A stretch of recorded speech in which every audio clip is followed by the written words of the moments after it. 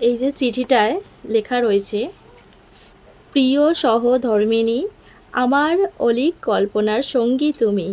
গধূলি লগ্নে বাড়ি ফেরার একান্ত অতিপ্রায়।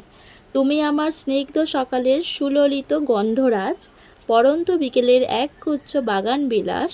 আমার শূন্য হৃদয়ের পূর্ণতা তুমি, ব্যাকুল হৃদয়ের নির্জন নির্মলা। নীল দিগন্তের উড়ন্ত মেঘেরা জানে, কত স্বপ্ন উড়িয়েছি বেনামি খামে। তোমার মায়াবী মুখের পানে চেয়ে ভুলেছি সব যাতনা আনমনে। তোমার ওই ঠোঁটের স্নিগ্ধ হাসি দেখে আমার হৃদয়ের অন্তরালে নিরবিচ্ছিন্ন বিক্ষোভ চলে।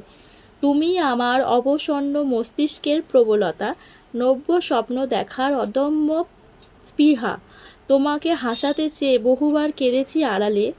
তুমি আমার অপেক্ষার শেষ প্রহর, 16 বছরের প্রতীক্ষার অমূল্য পুরস্কার।